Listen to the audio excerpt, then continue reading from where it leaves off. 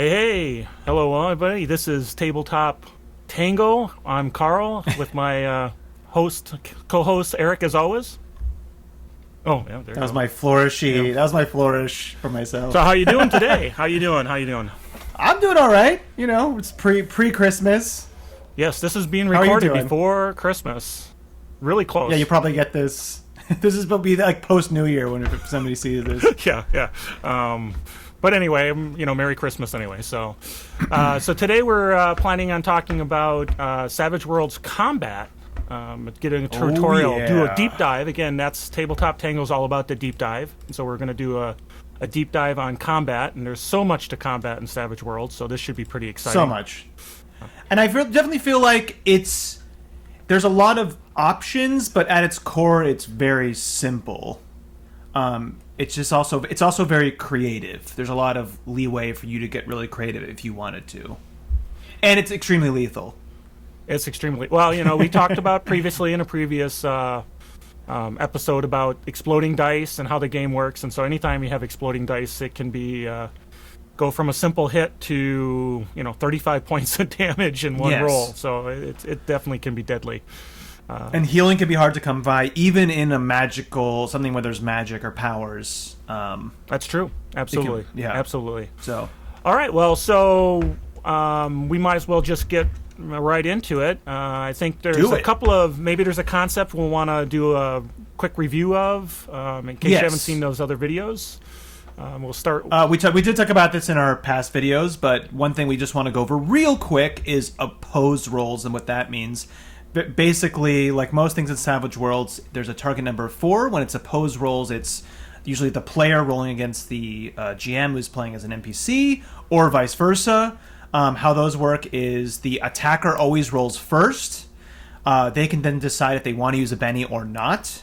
And then the defender can roll, and the defender is trying to meet that number or beat it. And then the defender can then choose to use a Benny. So the attackers kind of have to go first. You can't be like, oh, let me wait till the defender, what they got, and see if I want to use a Benny. You kind of have to decide that beforehand. So we'll talk about that a lot in the combat opposed rolls. And remember, that's one of the greatest Benny for GMs, ringing out bennies from players. Are you sure you're happy with that roll for your opposed roll? You can just get the bennies out of them that way. But then any roll. You could say that. Sure. Even if they've like killed it. Are you good with that? You guys good with that? Are you sure you like that? Yeah. Okay. I'm good at that. So I should be better at giving bennies, but I'm really good at sucking them away with that technique. So. So the absolute first thing when we talk about combat is initiative, the action deck. In Savage Worlds, we use an action deck. We use cards to define actions. It's a little bit different than maybe D&D. You have every turn you're dealing new cards out, so that changes as opposed to one roll for the entire. And the combat.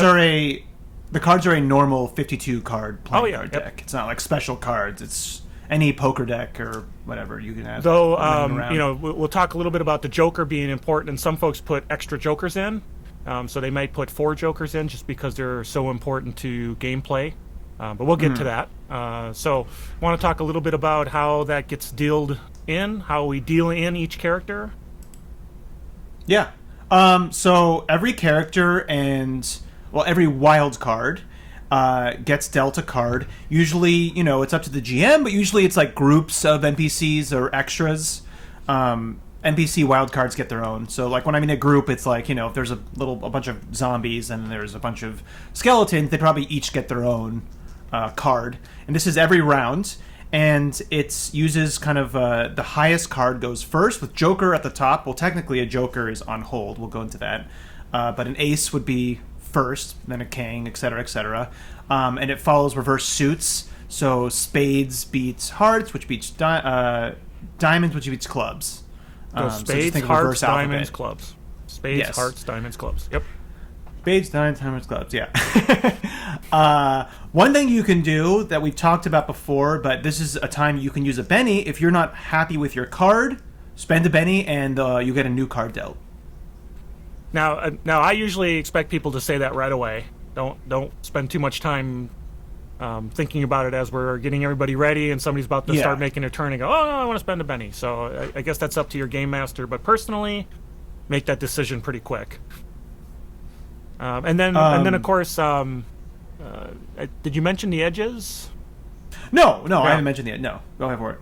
Well, there's edges that also affect this. So things like quick, level-headed, and even calculating comes into play. That if you get a lower card, you can remove some or add some benefit to it. So quick is you get the Eric. If you get a 5 or less, you keep getting dealt a new card until you get above a 5. So what I mean is if you got a 5 and then you got a 3, you would get another card until you get over a 5. And then level-headed? You get dealt 2 cards, and now in this edition, you can choose which one you want to keep. And why is it really important that you can choose the card? Because sometimes you might want to go later, and then I think a really cool combination is using calculating with that. And level-headed is a smarts edge. You need a high smarts, where quick is an agility edge. You might want to take that lower card and get your bonuses from calculating. So it gives you a little bit more options. Now, there's a lot of debate between what's better, quick or level-headed. Personally, I feel like level-headed is better just on paper, but if you're not going for high smarts, then quick is really important, and really important for melee characters. Initiative edges, extremely important. Yeah. So you'll see a lot of folks, picking quick or level-headed as edges who are in both. Or both, sure. You can use them both. There's no limit there. So they work together. They work pretty well together. So, and then if you get so one of the things is if you get the higher card and you get to go first, you can still go on hold. You don't have to do your action. You can hold. And what's going on hold? What's going on hold is you don't take your action now, and you wait till a later part, and then you can take your action when you want to.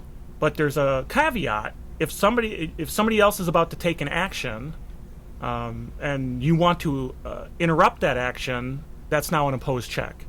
And you do an opposed, and we just talked about opposed rolls. You do an opposed check with athletics to see if you can interrupt that action. Now, that's only if you're interrupting an action. So, for example, you're waiting, you put yourself on hold, looking for the right moment, and just at some point somebody says, the opponent's going to now shoot a friend of yours, and you go, well, no, wait a second.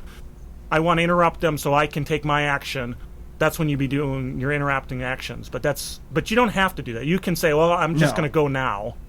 Before someone after starts somebody's turn is over. Yeah, when somebody's turn is over, I can now just go. So I think people get confused on that a little bit. Yeah. You don't have to interrupt if you're just going to go after somebody's turn. You only interrupt before before they declare. Right. Yeah.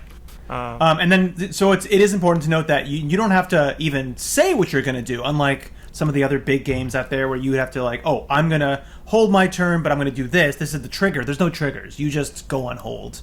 And just kind of can do whatever you want, as long as you follow the rules.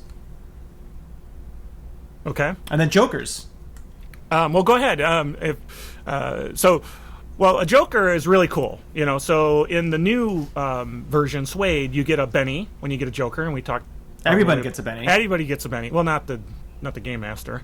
Whatever team it's on. Whatever team got the game joker. Master.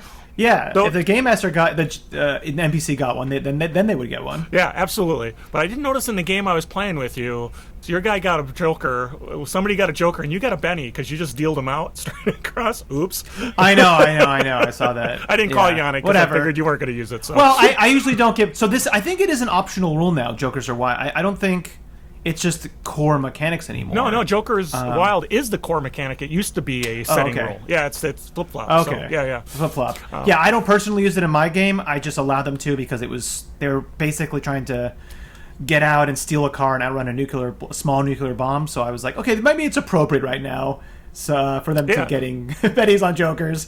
But yeah, so what else happens when you get a joker? Everybody gets a Benny. And then you get +2 on your trait and damage rolls. And then obviously on any roll, and then you get to go first, obviously. Well, you're on hold. Well, you're on hold, so you can go right away, or you can do the normal hold rules as you desire. But it's a great place to be, especially if you had something you were planning on doing that was pretty epic. To get that +2, amazing. It's now it can save your butt. Yeah, it can save your butt. And as a game master playing the game or running the game, when you get a joker, that's the time when you're going to shuffle the deck So the next time you're dealing out action cards, it's going to be on a shuffle deck once a Joker appears. So now we've got our action cards. We got hearts, diamonds, all the way down, and we hit our first. Time for Timmy to do his turn. What's Timmy's going to try to get out of the well. I don't know, but he's got his turn. So Timmy needs to get out of that well. What is he doing? And he's also fighting a goblin in that well. There's a goblin in the well, and he's fighting it. What's he doing? Yeah. So now he's got his turn. It's his turn. He got actions. So let's talk a little bit about actions. Okay. Everybody now has a maximum of 3 actions. You can do 1 action. You can do no actions. You can do up to 3 actions. You can always move. Moving is completely free. You move up to your pace. Pace usually starts at 6 inches. There's always the option to run. If you want to run, you roll your run die, which starts at a d6, and you add that to your pace. Now, running is actually a free action, and this is the one kind of confusing thing that people think they get hung up on a little bit, is that running will apply a -2 to all of your actions, but it in itself is not an action. It's a free action. When you take more than 1 action, there's a multiple action penalty, which means every action over the first is a -2 on all your actions. So the one thing to know with Savage Worlds, unlike most games, is that you have to declare what you're doing before you do anything. Now, you don't have to stick to that. You can decide as you're doing it, okay, I don't want to do that action, but you can't later say, I want to do this, and didn't declare that, because you wouldn't have had that multi-action penalty. So, for example, if Timmy wanted to punch the goblin and then, use his action to climb, say, if that was an action, he couldn't just like, okay, I'm punching the goblin, and then he rolls the fight die, and then he's like, okay, now I want to climb. Well, he couldn't do that because he would have had a -2 on that fight roll. Yeah. Am I missing anything? No, and I think Timmy in the Well is probably not the best example. Yeah. That's my fault. I brought it up. I don't know. I had Lassie on the mind, I guess. But but that's important. Again, as a game master and as a player, you have to declare your actions beforehand because, like Eric said, it's a -2, -4, -6 to everything. And so if you say, well, I'm going to go attack and successfully go through all the damage, and you don't hit them hard enough to hurt the goblin, you can't suddenly now say, oh, well, I want to swing again. Because we just went through all that process assuming you hit them the first time. Yes. So player, that trips up new players a lot. So as a game master, it's definitely something to coach the players on and walk them through it and help them understand sort of that nuance that comes with it. And so other free actions, there's running, there's like drawing your weapon, there's like talking. So just kind of like that, little stuff that's not like a full-on action. Another thing to note, in this edition, they changed it where you can actually repeat actions. So before we weren't able to shoot your gun twice normally, or fight, you use your sword twice in one turn round. But now you can. You just have that maximum of 3 actions that you can do. Yeah. That's a much better. There was so much confusion all the time about way better about that. Well, okay, if I fire this gun, and then can I use if I had a gun in the other hand, or I completely very clear, very concise. Don't worry about the old rules. These are the SWADE. The Savage Worlds Adventure Edition is the edition to really focus on. Yeah, really focus on. Now, one thing I want to say before we carried on past moving. So we talked about moving. Now, there is opportunity attacks in this. If you ever move away from somebody who's in melee with you, and they are not shaken or stunned, so that's very important. They cannot be shaken or stunned. They can get a free attack on you. Now, what are some of the things that you can do to help you out with this, Carl? Well, so there's a couple things. One of the things you can do in combat as an action is to defend. Where all you're doing is protecting yourself, parrying, and that gives you a +4 to your parry. And so that helps as they're trying to attack you, your parries increase. Now remember, if you're also trying to do something else, you can't necessarily do that. Because you're saying, well, if the reason I'm extracting is so I can fire my gun and not be in melee when I fire it, well, it doesn't help you there. There's also the extraction edge, which is one of my favorites. That allows you to... well, as it kind of says, extraction. You can move out of combat with eliminating one free attack against you. And that's only one, right? If there's multiple people, it's only one, right? There's an improved version of the edge that gives you more people, but the basic one is just the one. So I tend to use that a lot on characters who are in support roles, where if they got into combat, it was a mistake. And so the first thing I want to do is step back and get out of that. And like combat medics or people who are just strictly ranged that might not have a good parry. And we're going to talk about what parry is. I mean, we're saying that, but parry is basically your fighting defense. So yeah, defend is something that anybody can do. Everybody has the ability to defend. And like as he said, it's the only thing you can do. You can move, but you can't run when you do a defend. So it kind of takes up your whole turn. Okay. Great. So now we know how to move. We know when we can move. We know what we can do. We talked about the number of actions. Now, what's the, when we talk combat, the most important thing is what? Attacking people. Yes, we want to attack people. And what do we want to do? We either want to whack them with a stick or we want to shoot them with something. So or throw something. Which absolutely. Is the same as shooting. And I also consider grappling the third combat option. So right, you want to hit somebody, shoot somebody, throw something at them, or you want to grab them and be a close personal with them. So let's talk a little bit about that. But there's one thing before I think we get into that, and it's a bonus that you get if you kind of surprise your foe, and you get what's called the drop. And so when they're completely unanticipating this is happening, you jump down from above them and attack them. That's where your opponent gets a +4 attack and damage to you, or I'm thinking you being the recipient, but if you're also got the drop on your opponents, you get +4 to your attack and damage. So that's just a little bit. It's the sneak attack. That's the sneak attack. The sneak attack. Yeah. Well, there's also a little bit in the drop that if you do damage, and we won't talk much about this, you can also potentially knock someone out right away. So that's good for a pulpy Indiana Jones kind of guy who wants to knock someone out instead of killing them right off the bat. So all right. Yeah. Did you want to talk a little bit about some of the other bonuses before we talk about the specifics?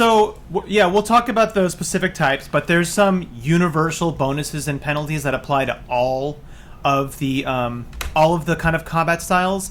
And the first one would be size. So size is it's pretty easy to understand, but it's weird how so all humans are size 0. And then there's kind of like size 1, size 2, or size -1. There's those, but then there's size categories, which is what matters. So size 0 to 3 is normal. Size 4 to 7 is large. I feel like this is a good one to bring up. Yeah, size 8 to 11 is huge, and then there's gargantuan, and then there's like small, and then there's tiny. So basically, like every size, if you look at if you're showing it, every size category has like a bonus or penalty between them. So if you're a normal sized human attacking, say, like a large elephant. Okay, so we got humans are 0. So I'm pointing it out for you. Yeah. So now you want to go. Humans are 0. And then you have an elephant, which is a 6. Which would still be large. Yep. So you would get a +2 to hitting them, and they would get a -2 to hitting you. And even if, like, say it was an ogre attacking elephant, I believe the ogre is still not a large creature. Like if he was size 3, it would still be that +2. Ogre is a 2. There we go. So it's still normal. It would still get that +2. Yeah. So that's just something that's a universal penalty that applies to fighting attacks and shooting, but grappling's a little bit different. That applies always. And the second kind of universal one is illumination. So unless your character or the character you're fighting has low light vision or infravision or something, they might take penalties to their actions because of illumination. So let's talk about melee. Melee, gonna beat him with a stick. Let's beat him with a stick. Let's do it. When you get into melee, this is where when you roll your fighting and it's not a target of 4. It's the target is the opponent's parry, and so that's a calculated skill. half of your fighting ability plus 2. So that's your parry. So let's see examples. Yeah, so if you have example. a fighting die of a d6, your parry would be 5, Yep. right? Because it's 6 minus 6 divided by 2 is 3 plus 2 is 5. Yeah. So D8 would be 4 plus 2, 6. Et cetera, et cetera. And so that. And there's some things that can give you little bonuses like shields and weapons, certain edges, stuff like that. But yeah. Yeah. And we're trying to do as deep a dive as we can, but I mean, obviously, we can't do justice to a 200-plus page book. There's other things, and there could be edges, there could be things that are related to your setting that's set up. So all that can come into effect. But the fundamental is, you're rolling your fighting against your target's parry, and if you reach that parry, then you have hit them. Now, there's some. We've been talking about bonuses. One of the bonuses you get that affects melee is the gang up bonus. So if you have friends surrounding the foe, so it's, in Timmy's case, he's got friends in the well too, I guess, and they're surrounding the goblin. You get a +1 for each ally who's not shaken, who's an active participant in combat. A +1 for each one of those up to +4. So we add that in as well. So let's say we have a partner with us, that's a +1, we roll our fighting, we add that in, and we're going against that parry. And then that's the hit. So was there some things you wanted to cover? Maybe reach and some edges that might be interesting? Yeah, so another thing with melee is reach. It's pretty simple. Whenever a weapon or ability gives you reach, it'll have a number next to it. That's how many inches away you can attack. So that's pretty straightforward. I did want to bring up the frenzy edge. Kind of specifically, it's similar to what we'll talk about in the range with rate of fire. How it works, if you have the frenzy edge, you can make an extra fighting attack in one action, which means that how that works is you would roll your fighting die twice and your wild die once, and you can use your wild die to replace one of those fighting attacks. So I just wanted to just quickly shout that out because I think people get a little confused on how frenzy works. And I pulled up frenzy real quick, and so that's a season fighting D8. Very good for melee character. Very good for melee character. I don't think we need to talk about. Now we've talked about damage before. I don't know if we want to go over damage real quick again. Sure, why not? I mean, might as well. But this applies to obviously everything, but we might as well hit it while we're here. Everything. So go ahead. So on that, Timmy hit the goblin.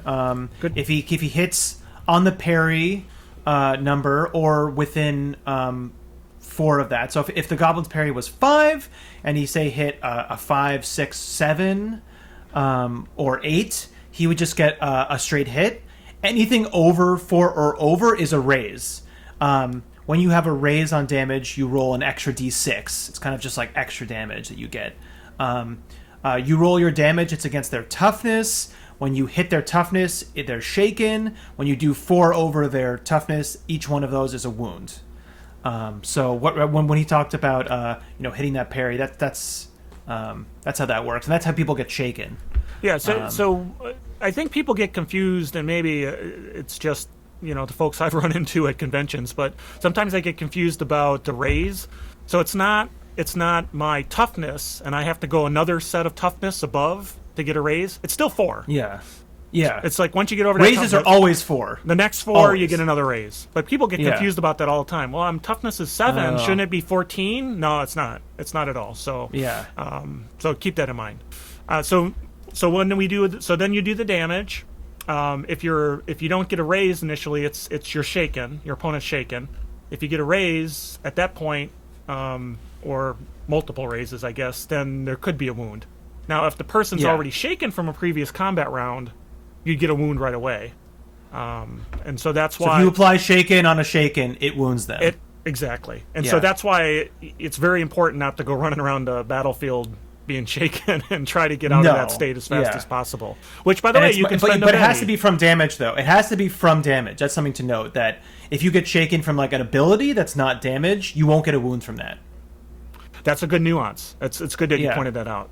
So again, but you can shake somebody with not damage, and then shake them from damage, and that will give a wound. So that's a little confusing, but basically, you can always shake somebody with a non-damaging thing, and that will still make them easier to damage. But you can't do a test of wills against somebody who's shaken. Sorry. Okay, it's a little confusing. Might want to roll back a little bit on that one. Okay, walk that through again. Okay.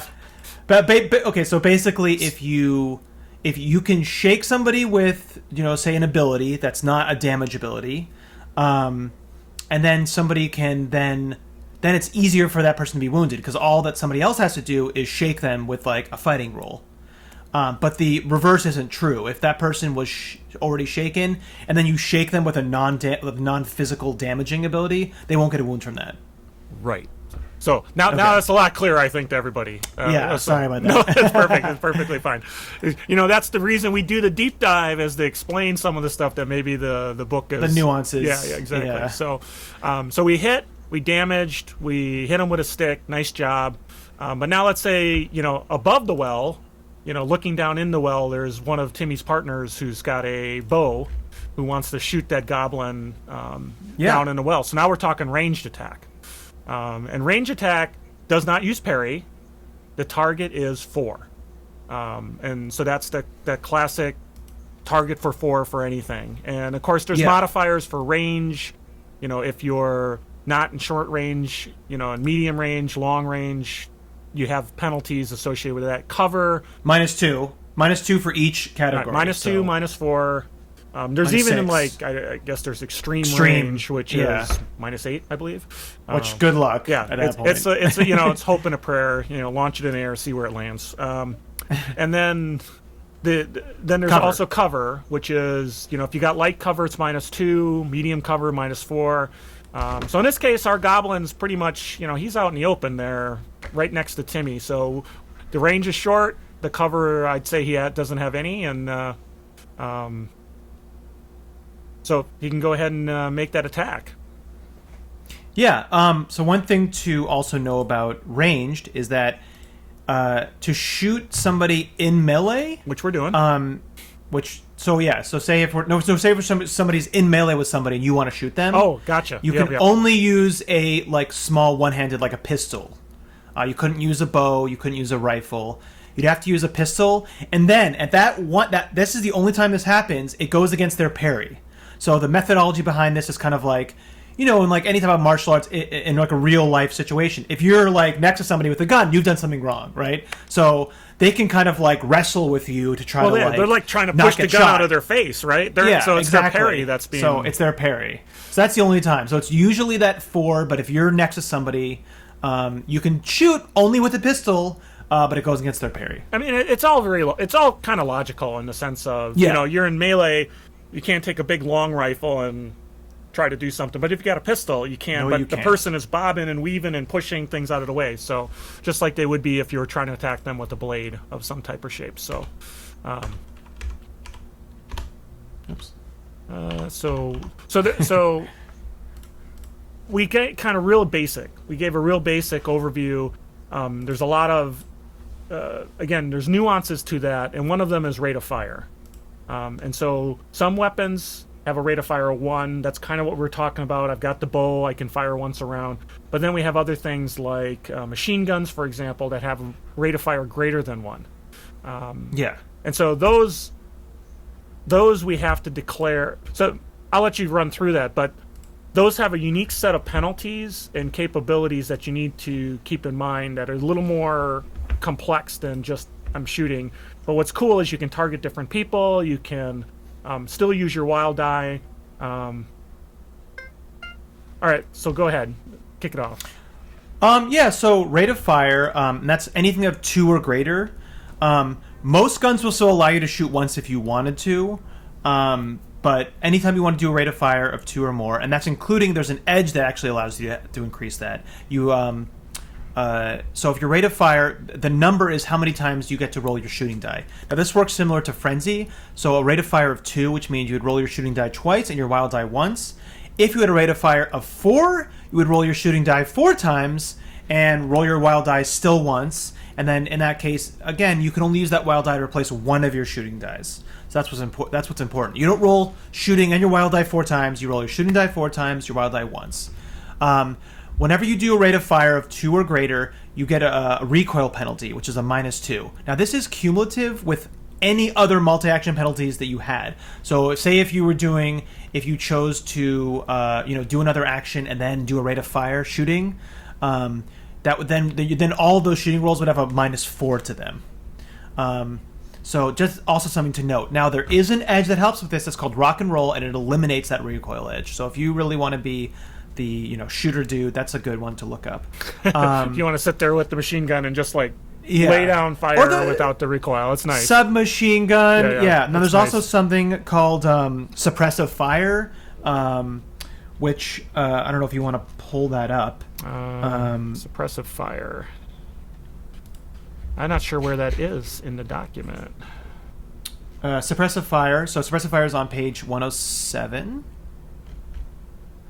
So basically, suppressive fire is it's kind of like you get to do an AOE, which we'll talk about how AOE works, and you're kind of it's much. I won't go into every single detail how to do it, but it basically it's one shooting roll against everybody, and your rate of fire is how many kind of people you can affect. So if your rate of fire was 4, you can affect that many people. All right. Well, I found it, so I can throw it up if it still helps. Cool.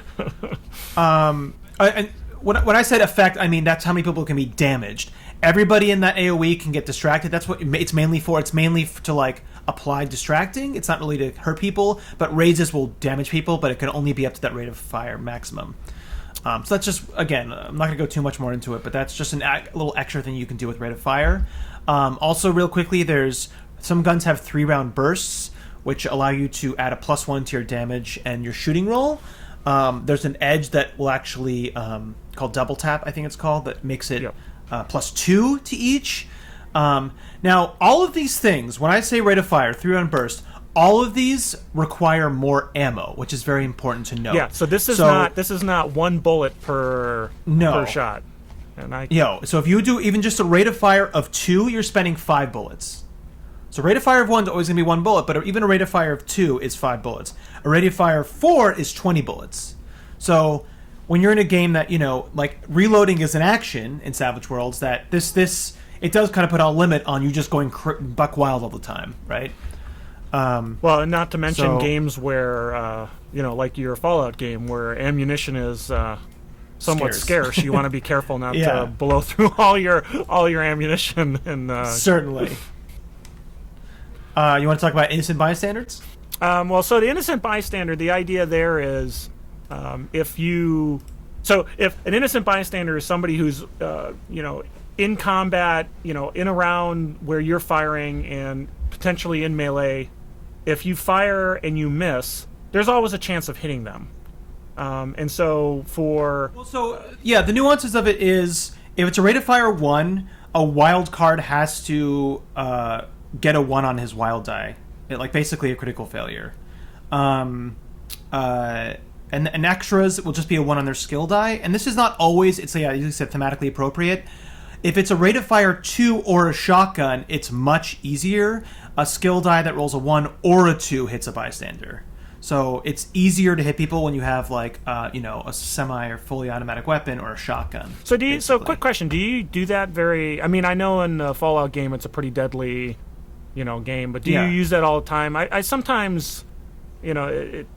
Not all the time. Again, it's really up to the GM. This is more on the GM side. I mean, it definitely if you have a bunch of innocent people or people in combat and you're doing rate of fire 4 weapon and you critically fail it's going to happen no matter what. At that point, it's going to happen. You're probably going to hit people, but it's generally kind of a GM thing where if it's narratively appropriate, I don't think it should happen all the time. And then I think the last kind of 2 things real quick is shotguns. Shotguns work a little bit differently. We're just kind of going to bring it up here real quick. When you're using buckshot, you have a +2 to your attacks, but it works a little different. Whenever you see the damage for a shotgun, say it says 3d6, That's the damage in short range, and then you subtract a d6 for every range increment. So at medium range, it does 2d6, and long range does 1d6. You can always use a slug, and that does 2d10, I believe. Yeah, at any range. Yeah, so I think talk about a double barrel shotgun. That's you get. I didn't. Yeah, you get +4. Now you get +4, but you're using 2 shots. You're using. If you want to just blow your. Yeah, you're now you got nothing left in the gun, and you got to do that reload action. So. The last thing to real quick is talk about snapfire. Snapfire is basically for stuff like a really heavy sniper rifle or like a machine gun, something that needs like a tripod or a bipod or something to support it. You can't really shoot from the hip. If you try to shoot from the hip, it's a -2. You kind of have to spend an action to set it up first, and then it will ignore that. So that's kind of the kind of last thing with and so, ranged, I think. Right. So so now the other part of when we talk about ranged, we were talking about a little bit about thrown weapons. Yeah, thrown weapons. So those are using for throwing. You use your athletic, and you still have a target of 4, just like you would with range combat. And so it works exactly the same as range, except for athletics. Right. So grenades, athletics versus shooting skill, throwing knives, tomahawk, all that sort of thing. Grenades have a little bit more nuances to them. Do you want to talk about that? So some of the stuff. So there's the concept of deviation. If I miss, things could have gone awry, and this is not too crazy compared to other games. Other games have the same concept, Yeah, and this is for any AoEs. So grenades, a lot of powers, flamethrowers. Anytime you're using a cone or like a burst template, it's usually like a range attack. Sometimes there's weird powers. There's always kind of like little things depending on the setting. But usually this is for like you're throwing a grenade or shooting a flamethrower or a dragon's breath or something. If you miss, like he said, there's deviation.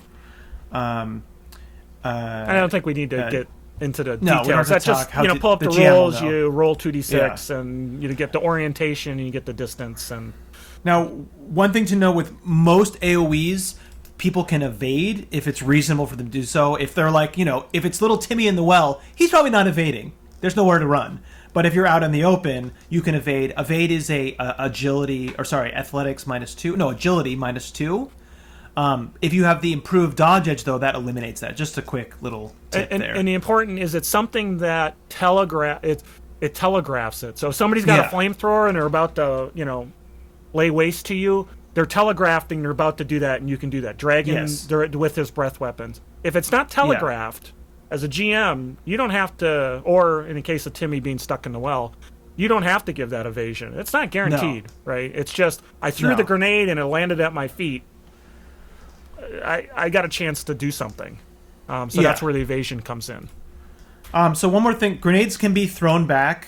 I think it's like an agility roll.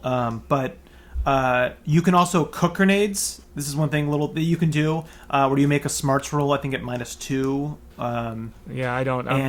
If you're successful, then they can't throw it back. That's just something to know that you can do. Just want to throw that out there. A lot of people don't know that you can actually cook grenades so people can't throw them back. I'll throw that one up too. That's cool. Okay. There you go. Cooking. Character can cook a grenade by pulling a pin and counting off a few seconds. Got to make a smarts roll as a free action. Oh, just a smarts. Yeah. Okay. And with success, he times the detonation correctly, and it can't be hurled back or evaded. Yes. So that gets rid of that evasion opportunity. But if you fail that smarts roll, it's not good. Yeah, shit happens.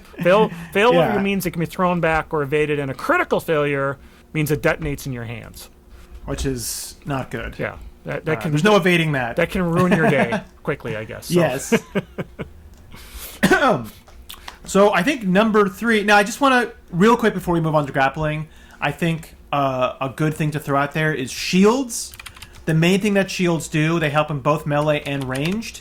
And they always have like a parry bonus that they give you, so they always add to your parry, and they always give you a cover bonus, usually like a 2. Now, they won't stack with cover. If you have a shield and you're behind a wall, they're not going to stack. But I'm just going to throw that out there, that shields are really good defensive tool to use for both those forms of combat. Excellent. Good to know. I don't run a lot of fantasy, so the shield rules are, not something that, of course people could modern, use them. You can have a SWAT shield. You can have a SWAT shield. But nobody seems to ever think about using them. So I think about that. I mean, in our Fallout game, one of the characters, she uses a shield, so it definitely has helped save her hide a bunch of times. Yeah, absolutely. Okay. Shields can be broken or shot through like any other objects, but yeah, just wanted to throw that out there. Okay. Grappling. Yeah, let's talk about grappling. Let me bring that one up. Oh, yeah. I've got that one. I was ready for that one. So you're ready for this one? That's a rule that I always have to look up when I'm using it. So yeah, and they've changed stuff with this. I do like the changes that they've done. It's actually I think grappling is definitely you can it means more now. Before it wasn't as good. So yeah, just keep going. Okay, so grappling. If you want to grapple somebody, it's going to be an opposed roll. It's an opposed athletics roll, or either the attacker and defender can choose to do it at a strength -2. So the kind of thinking behind that is that it's athletics is more of like that technique. But if you're just like a big strong dude that just wants to overpower them, you can do that. It's just going to be a little bit harder than proper technique, which I think is a good rule. Now the one caveat to that is there's a really good edge called Brute. Now what Brute allows you to do, first thing, it allows you to change the agility link to athletics. So usually athletics is linked to agility. This changes it to strength, which also means that when you're defending against grapple, you can use your strength with no penalty. Grappling somebody would still require that strength -2 if you wanted to do it, but because we talk about with opposed rolls are always a skill versus that skill's attribute. Usually, in the case of grappling, it's athletics versus athletics. So that just gives you, it allows you to, if you want to be a strong dude, that's the edge you want to take. So yeah, so it's an opposed roll using agility or strength -2. If the attacker wins, the foe is entangled. If they've gotten a raise, they're bound. Entangled means that the victim can't move and they're distracted. Distracted means they get a -2 to whatever they do. And bound means they can't move and they're distracted and vulnerable. And they can't do anything else but try to break free. So you can really lock them down. Now, if you've bound somebody, you are also distracted. Vulnerable. So I lost you for a little bit, and we'll have the audio. Okay. So we'll have the whole audio. Is there? So you covered attacker. Bound and entangled. Okay. Yeah. And now, so you're talking about bound. So I was saying if you get somebody else bound, you're vulnerable. You're not bound yourself. You're just vulnerable. Right, because you're holding on. I mean, you're holding on to bad. this person, and that's the way it works. So yeah, it's easier to attack you. Now, there's a couple of other little nuances with this. Again, so size, you subtract the difference, whether it's up or down. So, it's not like if it's a large thing trying to grapple a small thing, a normal size thing, that would be a -2. If it's a normal size thing trying to attack a large thing, grapple a large thing, that's also a -2. So it's a little bit different from the other attacking and range stuff. Also, normally you can't grapple something that's more than two sizes, not size categories, two sizes larger than you. So the size 0 human couldn't grapple, I don't know, the size 3 small elephant, whatever size 3 thing is. But the elephant can still grapple the person. Can still grapple the person. The other way yes, is not the same. Exactly. So, but sometimes they might allow that. If you have like a really, if it's more of like a super game, if you're really strong, if you have better reach, something that would allow you to actually reasonably grab this larger creature, then it would make sense. It's kind of up to the GM at that point. Also, the final thing here is that you can always just do damage by crushing, which is an exposed strength roll on your turn. So it just does basically if you have, if you're totally bounding with somebody, you can still do damage to them with the crush. So it's a very good way to kind of lock somebody down. So you just mentioned the crush, right? Yeah, just mentioned crush. Yeah. That's not don't underestimate that. I mean, obviously you can do real damage or you can do non-lethal damage. And I've used that a lot. There's a lot of this may seem kind of weird for just people, but it's a great thing for creatures that are like tentacle monsters that are going to grab somebody and crush them to death while they're holding them, pulling them down. Which in the game that we just played, Eric, that's what was supposed to happen. They were supposed to crush you guys, but no, you just killed them off like we were killing easy, them too quickly. Our game, these guys roll like 25s and 30s, and these poor creatures never have a chance to do anything. No, they did not have a chance. So, all right, well that's grappling as sort of the, so we hit the quint, or what is it? It's not the triumvirate. We talked about melee, attack, ranged, thrown, area effect weapons, and we talked about grappling. Those are kind of the big ones. And then we talked about damage across, how that damage works. So during this conversation, we talked a lot about the options and the things that are minuses and positives, but there's some options that add a little bit more that we didn't talk about, and we probably should cover them a little bit. Yes. And these are things that anybody can do. When we talk about, like defend is one of those, and we'll talk about more, but these are just things that is available to anybody. You don't need, a special feature, or in this case, edge. You don't need a special edge to do these. These are available to anybody, and they have their own circumstances and little nuances, but anybody can do these. Yeah.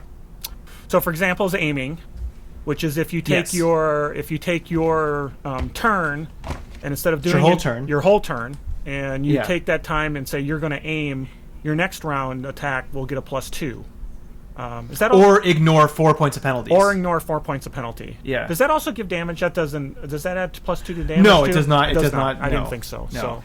So, and then, well, Eric, your favorite. That's any penalties too. By the way, it's cover, it's called shot, any penalties. Right. Any ranged penalty. So I like to use not necessarily aiming, but I've had edges that have that same effect.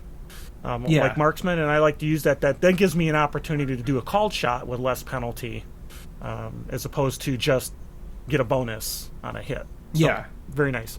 Another one then is wild attack, which is one of Eric's favorites. Well, I mean, it's good. Any melee person should know about it. It's extremely important, and it's wild attack is that kind of like berserky kind of just going all out. Yeah. With abandon. It's basically attacking with abandon. Attacking with abandon, which, in the right circumstances is key, is absolutely key. It can do a lot of things for you, but it gives you a +2 to both your hit and damage. But the bad thing is that it makes you vulnerable until the end of your next turn. That's important to know, until the end of your next turn. So, you really went all out, but now you're easier to hit. Well, right, because you're not trying to block anything. You're just going straight in. So it's good if you think you're going to take them out with this. But if you miss, and you're set back, and they're able to get some bonus against you. So. And this is a good way to, if you want to do two fighting attacks, this is a really good way to get rid of the penalty. If you if you have gang up bonuses and you're just I need to hit this person, we need to take them out right now, it's a really good time to do it. Yeah. And then I think previously in our previous discussion, we talked about support and tests. I don't know. Do we want to cover too much? I mean, that was in our previous... I think we should talk about it a little bit. Yeah, we talked about how they worked, but this is where I think a lot of that creativity can come in. Absolutely. Absolutely. Where, and especially, you've seen that in my game, it's a Fallout-based game, and there's some really tough creatures. And I think some of the people are just so used to, okay, we're just going to keep attacking, and they just can't get through its toughness, or it's too hard, it's parry, or whatever. So, one of the things to do is okay, maybe I won't attack, I'm going to do a test on it to make it easier for everybody else, and that can be really effective against a powerful creature that might be, really like a martial arts suit or whatever, and that's just super creative. And it's good for characters who aren't really got a combat role. I mean, they can, if you with your creativity, you can be using all sorts of skills. Taunting, and like we talked about in our character creation video, there's a whole slew of edges that do really cool, interesting things, and you can combine them that a lot of people don't utilize, but they can do a lot with tests and support roles that can be very effective. So if you've got new players as a GM, this is definitely something to continually help them understand, support, and test. And I'm playing in the Fallout game, and I forget about them too. It's I could be helping my friend to be better at what he's doing, and not just firing again and seeing if I can hit it. So, and that's what makes Savage Worlds pretty fun. It's like I'm going to support my friends by yelling at it and getting it confused a little bit, and so that gives them a plus, and they can do some better. They can attack better. So, or it's even something like like I said, it's so open ended. Like there's like taunting, of course. There's always intimidating. Like those are kind of the easy ones. Fighting can be like a little flourish or a feint. It could be something like, okay, we're having really trouble attacking this creature. Oh wait, there's a chandelier above them. I'm going to shoot the chandelier. Like that's a test. Right, you're shooting the chandelier. You'd use shooting; it'd be against their agility. So it's so open-ended. It just really, really can reward creativity. Yeah, and Eric touched on it in his game, but there's some folks who've got some pretty high parries. Pretty high. And to hit them, you got to use all the things that are in your arsenal. It's not let's just hope the die explodes. Let's get some pluses stacked up. Gang up bonus, supports, testing, all those things, and get some bonuses stacked up so that you can hit a lot easier. So yeah. So let's talk a little bit about. We talked a lot about damage and in previous videos, and I mentioned it briefly, but there's also the concept of non-lethal damage. So when I'm attacking, I don't, let's say Timmy's swinging his sword and he wants to take this goblin alive. He's going to hit it for non-lethal damage, which means, obviously he's not going to hit with the sharp edge. He's going to hit with the side. And that damage then, it still does a wound. It still goes through the incapacitation rules and everything to get, 3 wounds. Well, Goblin's an extra, but let's just say that it was a wild card. Now I can get to those 3 wounds and have them incapacitated, knocked out. I think it's 1d6 hours. Yeah, you roll 1d6 hours. Instead of killing them. So that's great for another pulpy game where you want to, stop the bad guy, but you're not necessarily trying to kill him. Oh, you need to question them. I mean, you're sure. a pacifist. Like, there's a lot of reasons why you'd want to do that. That's always an option. And now you can't do this with stuff like a gun. You know what I mean? Like, you're not going to shoot somebody non-lethally. I mean, obviously, some certain powers. Yeah, it's you got to think about. You can work it out with a GM. It's a GM. Yeah, a GM decides how things are. There's stuff you can do, stuff you can't do. Right. I don't know how you would do it with a gun either. I think you could do it where it wouldn't be. You have to be really creative. Like, I shoot this like pipe next to them that like steam comes. I don't know. Like, you could definitely try to work it, but generally. And this will be more when there's like, I think when the superhero book comes out and some of the more powers, there's like a lethal modifier. That means like it's much harder to do stuff non-lethally as well. We can always hope that Superpowers book comes out soon. Anyway, I don't think so, but yeah, that's my favorite one. Maybe we'll do a deep dive on that book someday, but we'd have to wait till the SWADE version comes out. Wait till it comes out. Yeah. What's another? Called shots. This is another big one. And I mentioned, taking away some of the edges and taking away some of those penalties. Called shots is one where you get some of these penalties because what you're doing is you're trying to, what the name says. I want to hit the hand, or I want to shoot the limb, or I want to shoot them in the head, or I want to hit their weapon, so I disarm them. This is where you'd have a called shot, and so and it's kind of based on somewhat of the size in a sense. So a limb is -2. The hand is -4 because again it's smaller. Head and against a normal sized person. Of a normal sized person. Good point. Yeah. A head is -4. Or you could say, hey, I'm trying to shoot him in the heart, which is it's same kind of size, so that's also a -4. But the benefit of the called shot to the head or the vitals is you get a +4 in damage. So again, if you're trying to get beyond someone's toughness, there's another opportunity to add some bonuses. And one thing that's really important with that is that it also goes around armor. So one thing we didn't talk about is that most attacks, if you just say I'm attacking somebody, I'm shooting somebody, it's expected that it's their torso. So whenever you say I'm shooting somebody, I'm doing a fighting attack, it's against their torso. A lot of people might just have torso protection. They might just have if we're talking about a more modern game, they might just have a bulletproof vest on. Another good way to get around armor is, besides the bonuses you might get for shooting an arm or a leg, or the head, their armor won't come into it at all. You'll completely ignore their armor if you're hitting a place that's unarmored. So that's another bonus that called shots get that I think a lot of people forget.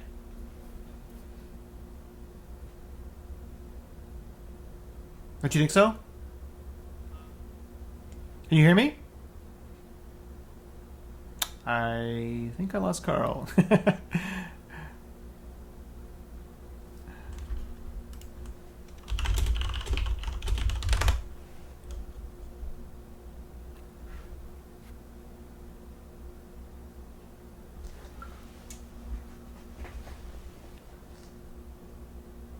Oh. Completely. We just had an explosion.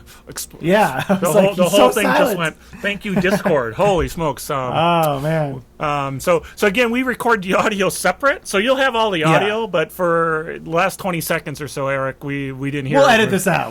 This will be edited out. Yeah, we haven't heard. Did you hear what I said? Well, the last thing we talked about was we started with the called shots. The called shots. And then, I was making the point that... I was making the point that one of the other things that people forget often is that whenever you're declaring a shooting or fighting, it's against their torso. And because that's like, say, somebody in more modern times might have a bulletproof vest on, right? So whenever you declare it, it's always assumed against their torso. But if another good way to get around armor is to, I shoot for a limb or I shoot for a head, and that would completely ignore their armor. And if it wasn't armored, and if you look at the gear section in armor, the armor section of gear, it actually tells you what it covers and what it doesn't cover, and so you may think, well, why is that important? Well, here's why that's important. Yeah. So if somebody had a bulletproof vest on and it has, whatever, armor of 2 and it ignores 4 points of ballistic damage, you do a headshot. Not only does the headshot do +4 damage, it also completely ignores all that other stuff bulletproof vest does. So call shots can be very important. I feel like people don't utilize them enough in a lot of games. Yeah. Well, there's so many options, so hopefully this will get your juices flowing. And then I think you probably covered a little bit about larger creatures, which is... Oh, no, I didn't mention that yet, no. Okay. So for larger creatures, Eric made it very clear that this is for a human-size individual. Yeah. So for larger creatures, when you're making those same called shots, it's with respect to sort of that same size structure. Just because you're shooting them in the eye, this gargantuan creature in the eye, doesn't mean that it's going to be a -6 because it's a tiny target. Well, it's not. That target might be as large as a human, and may not have, or even bigger, right? So, so that's important to keep in mind when you're talking about creatures, and that's where those size modifiers are useful to look at. So, you can just kind of, I think generally you can just.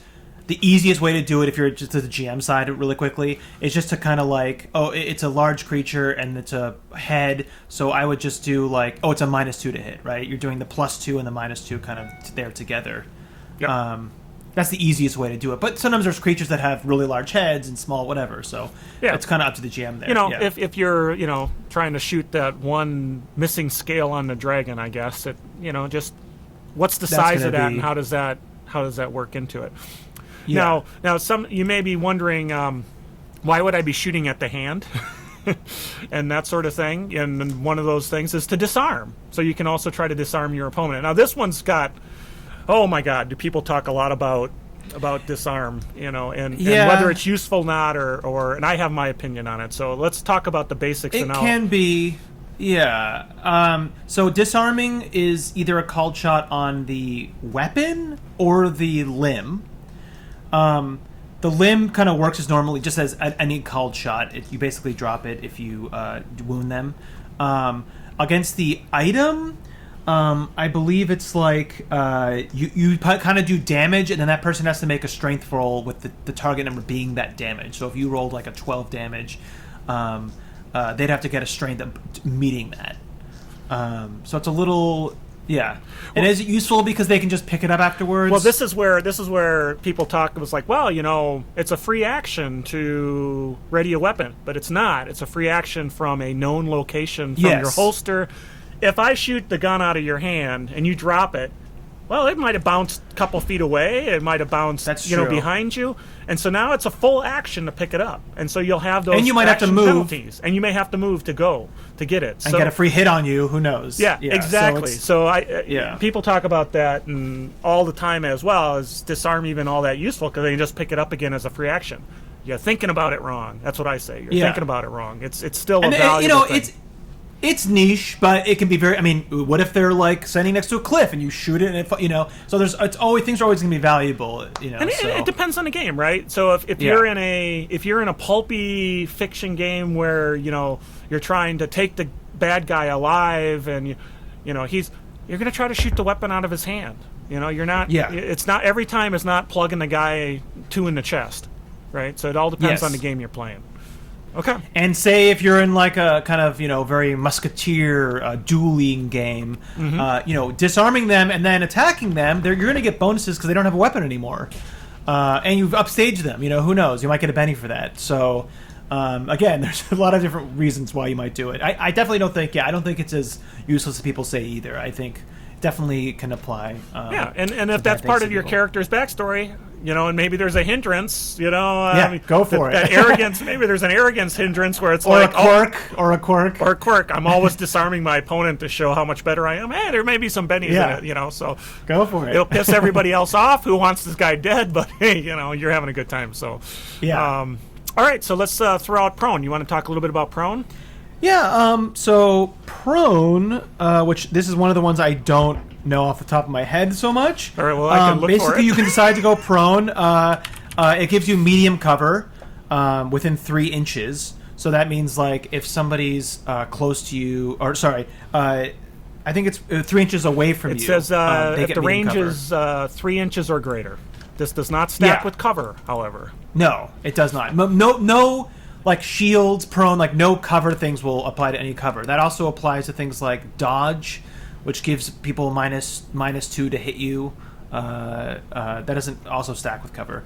So yeah, you can go prone. They suffer that -4 over 3 inches. It also subtracts 4 points of damage from area effect attacks. So you're kind of half your body is against the ground. If you're hit melee, it's not good. Your parry is reduced by 2, and you have to subtract 2 from your fighting rolls, and it costs you movement to get up. So prone's one of those things that, like, if you're a shooter, you're far enough away, it can be really good, especially if you're in the open. If you're crawling behind something, obviously that can give you full cover, but you don't want to get caught in prone. Yeah, so you want to be knocked prone if you're, like, right in the middle of it. That's for sure, so... Hey, we're right here. What about push? Pushing is another thing. Push is right real there. Real quick you can do. It's an opposed strength roll. Again, so this is just a straight strength roll. How successful you do is kind of how far you get to push them. When you run beforehand, you get a bonus. And again, size matters. It's the same. Size matters. It's the same as the grappling. So it's that 2 sizes larger. Up to the GM's call, again. Push can also be used with athletics.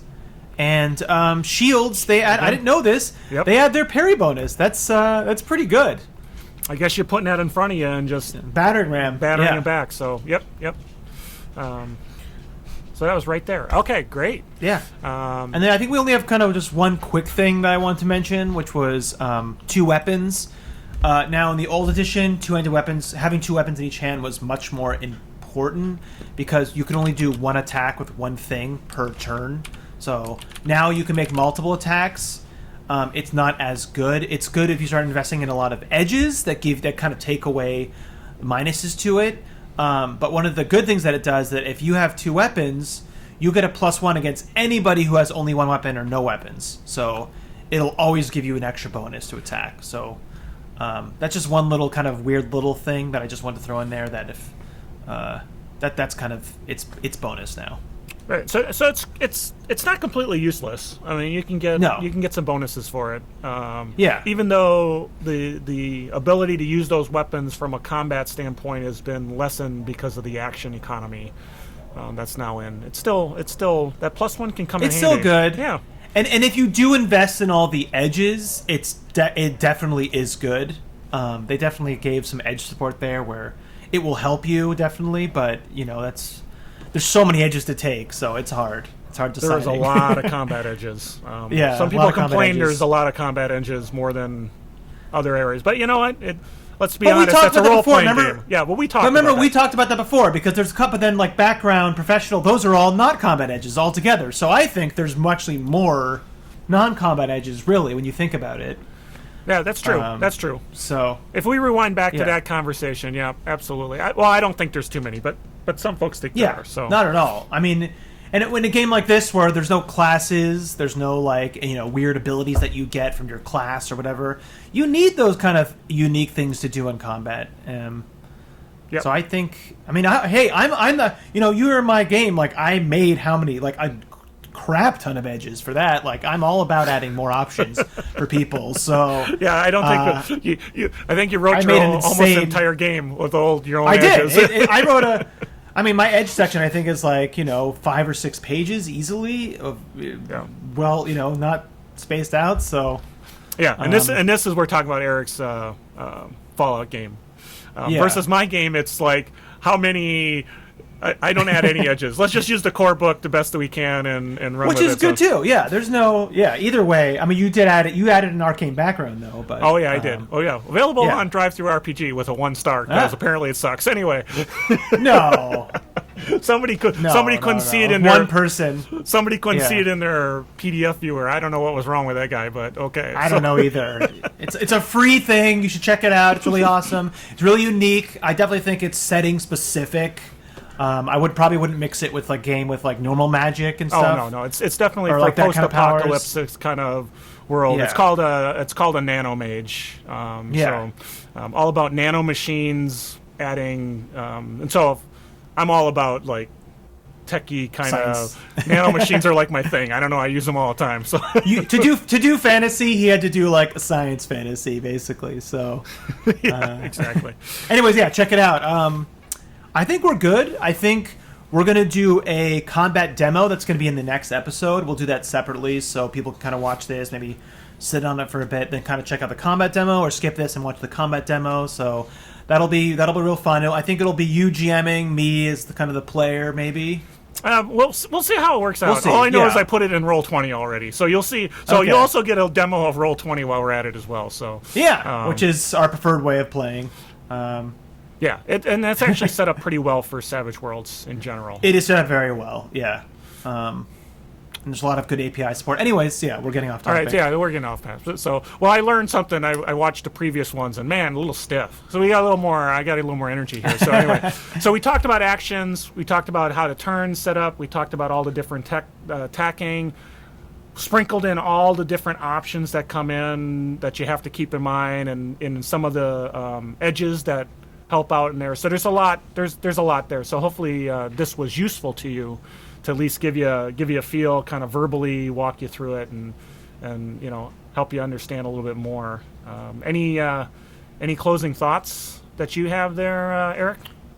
It's going to be a repeated theme. I think thinking out of the box, being creative, you can be really rewarded with this system. It really does allow that kind of creativity when it's not just about attacking. I mean, there's a lot of stuff you can do with the tests and the supports and the creative use of some of your edges. There's just a lot of other stuff you can do besides just that straight attacking. Use cover. If there's guns, don't be stupid. That's my God. Last tip. How many people just stand there and take it? Or just run in. Don't be stupid. You'll die. Yeah, guns are deadly in Savage Worlds. But I think Eric made a key point is, and pull out your SWADE rules. There's I probably could pull it up, but there's actually there's a Savage Worlds combat options chart, which is kind of a 2-page that lists all the options. There you go. He's showing it on the screen.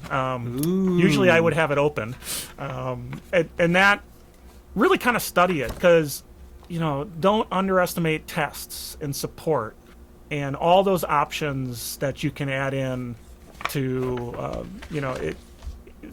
opponent may be tough, but as soon as you have somebody supporting you, you're wild attacking, suddenly those bonuses start edging up, and you can really take you can really get in there and take on some pretty tough foes. Awesome. And disarm is not useless. Also remember that. So. No, it is not. All right, well, that's Tabletop Tango, combat tutorial options. Savage Combat Edition! Savage. Combat. And I'm Carl, again. I'm Eric. And we appreciate you guys tuning in with us, and look for that video on an actual demonstration of combat coming shortly. That'll be fun. I'll roll insane, and he will roll nothing. That's how our games go. Oh, that's right. Okay. Yeah. If I get a 4, I feel good. All right. So, all right. Well, thanks, everybody. Bye.